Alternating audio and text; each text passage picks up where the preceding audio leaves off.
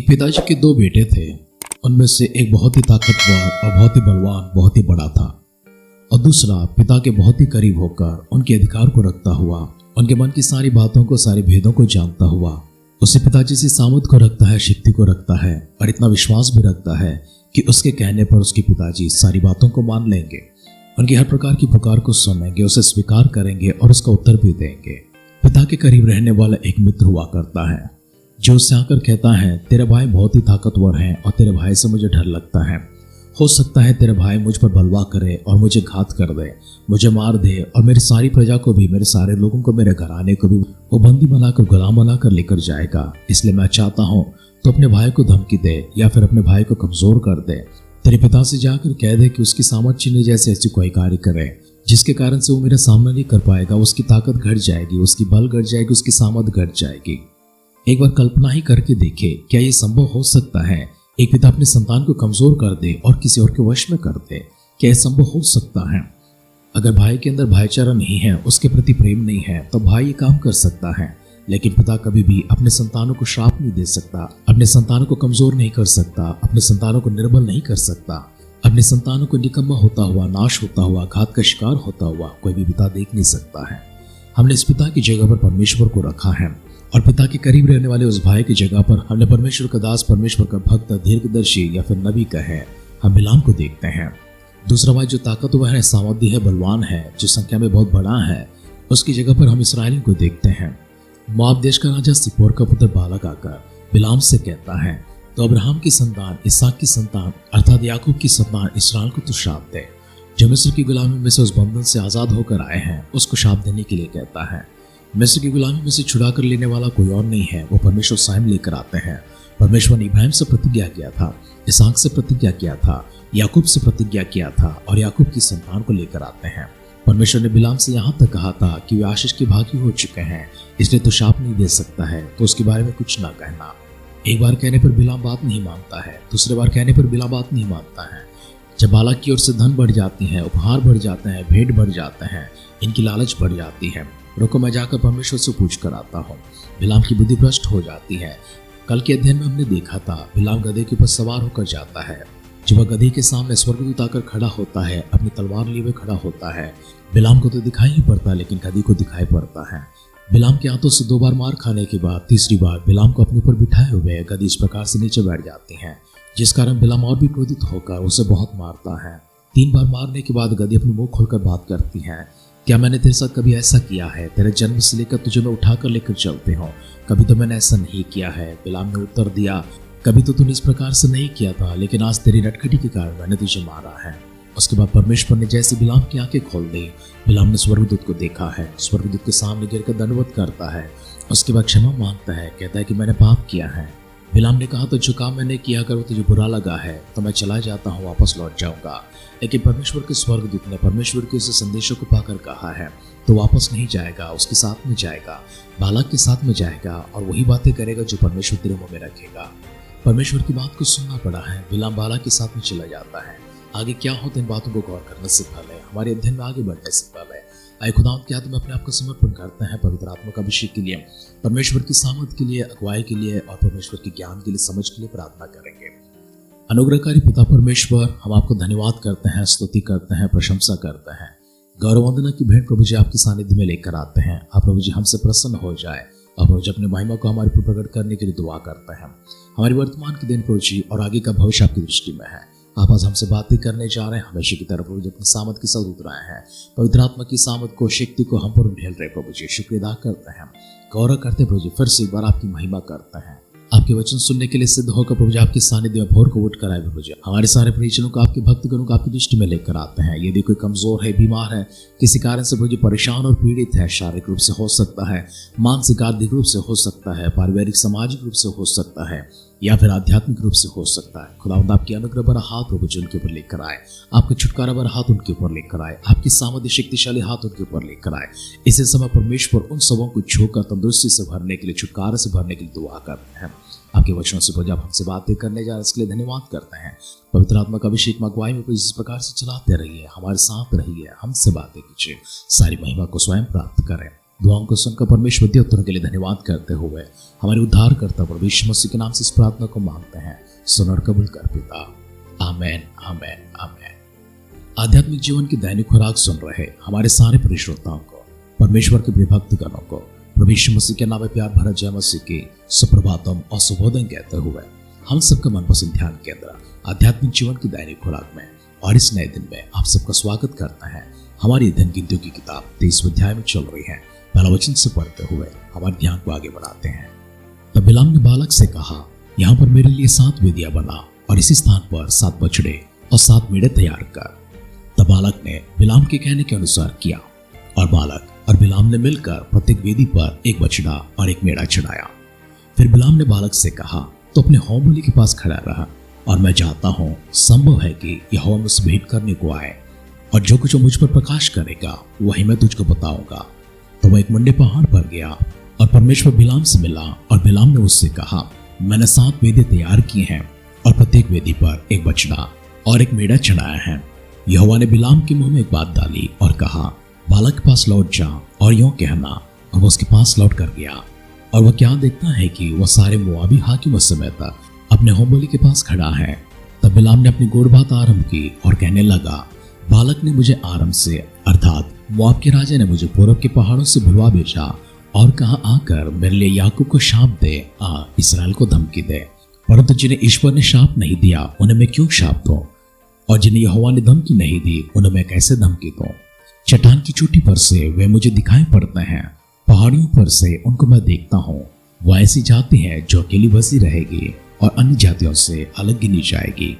याकूब के धूले के गिनके को कौन गिन सकता है, वह इसराइल की चौथाई की गिनती कौन ले सकता है। सौभाग्य यदि मेरी मृत्यु धर्मियों की सी और मेरा अंत भी उन्हीं के समान हो। तब बालक ने बिलाम से कहा, तूने मुझसे क्या किया है? मैंने तुझे अपने शत्रुओं को शाप देने के लिए बुलवाया, परंतु तूने उन्हें आशीष ही आशीष दी है। उसने कहा, जो बात यहोवा ने मुझे सिखलाई, क्या मुझे उसी को सावधानी से बोलना नहीं चाहिए? बालक ने उससे कहा, मेरे संग दूसरे स्थान पर चल जहां से वे तुझे दिखाई देंगे। तो उन सबों को तो नहीं, केवल बाहर वालों को देख सकेगा, वहां से उन्हें मेरे लिए शाप दे। तब वो उसको सोपीमला मैदान में पिसगा के सिरे पर ले गया और वहां 7 वेदियां बनवाकर प्रत्येक पर 7 बछड़ा और एक मेढ़ा चढ़ाया।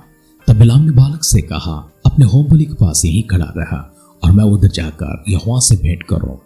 और यहोवा ने बिलाम से भेंट की और उसने उसके मुंह में एक बात डाली और कहा कि बालक के पास लौट जा और यूं कहना। और वह उसके पास गया और क्या देखता है कि वह मोआबी हाकिमों समेत अपने होमबलि के पास खड़ा है। और बालक ने पूछा कि यहोवा ने क्या कुछ कहा है। तब बिलाम ने अपनी गूढ़ बात आरंभ की और कहने लगा, हे बालक, मन लगाकर सुन। हे सिप्पोर के पुत्र, मेरी बात पर कान लगा। ईश्वर मनुष्य नहीं कि झूठ बोले और न वह आदमी है कि अपनी इच्छा बदले। क्या जो कुछ उसने कहा उसे ना करे? क्या वह वचन देकर उसे पूरा ना करे? देख, आशीर्वादी देने की आज्ञा मैंने पाई है, वह आशीष दे चुका है और मैं उसे पलट नहीं सकता। उसने याकूब में अनर्थ नहीं पाया और न इसराइल में अन्याय देखा है।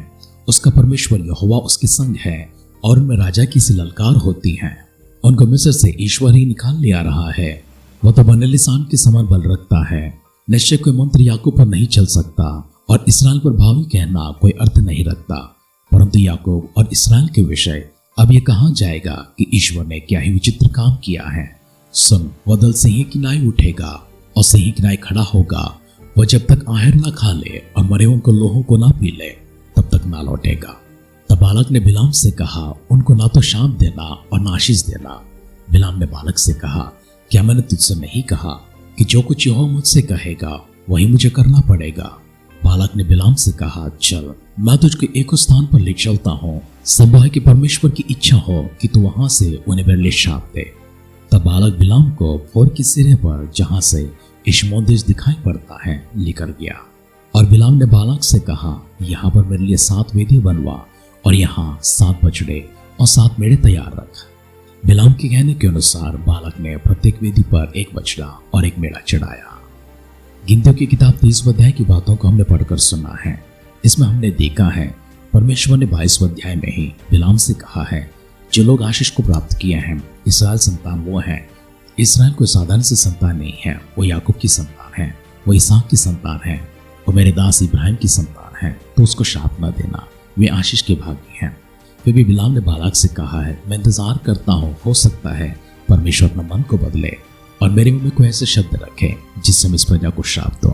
दूसरी बार परमेश्वर ने बिलाम से मना किया था। इसके बाद बातचीत होती है गधे की और बिलाम के बीच में।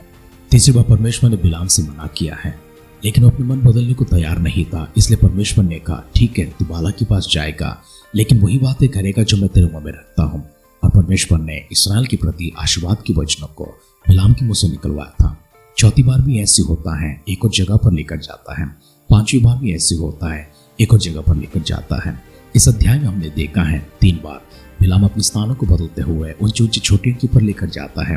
वहां से इस्राएलियों को दिखाता है और कहता है, हो सकता है परमेश्वर अपना मन बदल ले और इनको शाप दे दे। लेकिन बालाक ने कहा, परमेश्वर मनुष्य नहीं है कि वह झूठ बोले या फिर अपने मन को बदले, दूसरों को शाप दे। परमेश्वर की ओर से आशीष ही आशीष होती है, श्राप नहीं आती है। अब तक के वचनों को हम आशीषित वचनों को सुनते हैं। परमेश्वर आपकी जबान में और मेरे जबान में भी आशीष के शब्दों को रखना चाहते हैं। हमारी जबान से परमेश्वर आशीष के शब्दों को सुनना चाहते हैं। इसलिए हमारे अध्ययन को इस प्रकार से समाप्त करते हैं। भले हम कितनी बार भी परमेश्वर की आशीष प्रजा को श्राप देने की कोशिश करते हैं, उन्हें बुरा कहने की कोशिश करते हैं, उन्हें बददुआ देने की कोशिश करते हैं, लेकिन अगर परमेश्वर की कृपा दृष्टि उनके ऊपर है, परमेश्वर की आशीर्वाद अगर उनके ऊपर है, परमेश्वर के अनुग्रह उनके ऊपर है, हमारा कोई काम संभव नहीं हो सकता है। हमारी जबान से निकलने वाले ऐसे शब्दों का कोई असर नहीं पड़ता है। इसलिए बिलाम ने कहा, इस्राएल पर भावी कहना कोई अर्थ नहीं रखता, परंतु याकूब और इस्राएल के विषय अब यह कहा जाएगा कि ईश्वर ने क्या विचित्र काम किया है। हाँ, परमेश्वर ने बड़े विचित्र काम किए हैं। परमेश्वर ने आपके जीवन में भी बड़े विचित्र काम किए हैं। इसलिए परमेश्वर चाहते हैं आशीष के काम और विचित्र काम हमारे जीवन से दूसरों के अंदर भी जाए, और परमेश्वर हमारे जीवन को एक गवाह के रूप में खड़ा करना चाहते हैं। वचन सुन रहे प्रियजनों, हमारे मनों को बदलेंगे, अपने आप को सिद्ध करेंगे, परमेश्वर के हाथों में खुद को समर्पण करेंगे। बालाक की तरह हमारे विचार हो या फिर बिलाम की तरह हमारे विचार हो, आज हमें अपने विचारों को बदलना है, अपनी सोच को बदलना है, अपने स्वभाव को बदलना है, अपनी रवैया को बदलना है और परमेश्वर की सोच हमारे भीतर लेकर आना है। प्रभु यीशु मसीह के बाद तुम्हारे भीतर हो, संत पौलुस अपनी कलीसिया से लिखते हैं। इसी प्रकार से आज परमेश्वर आपसे और मुझसे भी कहते हैं, और प्रभु यीशु मसीह का मान आप और मैं प्राप्त करें, ताकि परमेश्वर की महिमा के एक जीवन आप और मैं जी सके। आइए प्रार्थना करते हैं। हमारे दिल की गहराई में जानते हुए, उन्हें परखते हुए, हमारी रहस्य की बातों को जानकर, हमारी अगली चाल, अगली सोच, अगली उद्देश्य, अगली प्रणाली को भी प्रभु आप बहुतायत से जानते हैं। ऐसे प्रभु जी समझ को रखने वाला, ऐसे ज्ञान को रखने वाला, ऐसे सामर्थ को रखने वाला, अनदेखी चीजों को सामने बराबर देखने वाला, अंधकार में उजालों को देखने वाला, आरंभ में अंत को देखने वाला, स्वर्गीय पिता परमेश्वर, आभार के योग्य, धन्यवाद के योग्य, महिमा के योग्य, हमारे अनुग्रहकारी और दयालु पिता परमेश्वर, स्तुति प्रशंसा की भेंट प्रभु आपकी दृष्टि में लेकर आते हैं। आपके दिव्य सानिध्य में हम सब लोग उपस्थित हैं। इस समय के वक्त परमेश्वर फिर से एक बार आप हमारे बीच में उतर आकर हमसे जो बातें की उनके लिए धन्यवाद करते हैं। इन वचनों के आधार पर हमारे जीवनों को सिद्ध कर पाए और इन वचनों के आधार पर प्रभु जी हम आगे बढ़ पाए। हमारी हर एक कदम परमेश्वर स्वर्ग की ओर बढ़ते रहे, हमारी हर एक कदम परमेश्वर पवित्रता की ओर, धार्मिकता की ओर बढ़ते रहे। हमारी हर एक कदम और हर एक चाल परमेश्वर आपकी महिमा योग्य, आपको भावता हुआ, आपके प्रसन्न योग्य प्रभु एक अद्भुत जीवन के रूप में प्रकट हो जाए। इस प्रकार प्रभु जी हम सिद्ध होने के लिए पवित्र आत्मा का अभिषेक से भरते हुए, अगुवाई से भरते हुए हम सबको परमेश्वर हाथ थामे प्रभु आप चला रहे हैं। शुक्रिया अदा करते हैं। प्रभु यीशु मसीह की बादलों के आगमन अगर विलंब होती है, कल सुबह फिर से एक बार हम सब लोग मिलकर आपकी गौरव स्तुति आराधना वंदना करते समय हम सबों को सजीवों की संख्या में रखने के लिए दुआ करते हैं।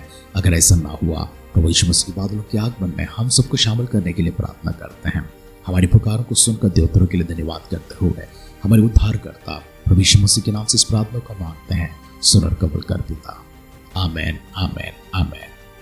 पवित्र शास्त्र में नीति वचन में एक शब्द लिखा गया है, अगर धर्मी जन 7 बार गिर भी जाता है, गलत करता है, प्रलोभन में पड़ जाता है, अपराध हो जाता है, कोई पाप हो जाता है जो वास्तव में वो नहीं करना चाहता है, ऐसा व्यक्ति 7 बार गिरने पर भी 8वीं बार उठकर खड़ा हो जाता है। परमेश्वर के भक्त करो, हमारे प्रिय श्रोताओ, अगर आप सच में धर्मी जन हैं तो आप सच में उठकर खड़े हो जाएंगे। अगर आप धर्मी जन नहीं हैं, अपने जीवन को अभी तक नहीं बदले हैं, आप अभी तक पाप में ही जी रहे हैं, परमेश्वर की कृपा दृष्टि से दूर हैं, अनुग्रह से दूर हैं, उनके आशीषमान हस्त से आप दूर हैं, तो आज सुबह परमेश्वर आपसे कहते हैं, धर्मी जनों की संख्या में अपने आप को जोड़ने के लिए मेरे और करीब आ जाओ। अगर आप इस प्रकार करते हैं तो परमेश्वर के निश्चय करीब हो जाएंगे। आप संतों की गिनती में होंगे, धर्मियों की गिनती में होंगे। तो ऐसी कोई गलती अगर आपसे हो जाती है, आप गिर जाते हैं, चूक जाते हैं, तो भी परमेश्वर आपको उठाकर खड़ा कर पाएंगे। अगर ऐसा ना हुआ, आप दूर के दूर ही रह जाएंगे।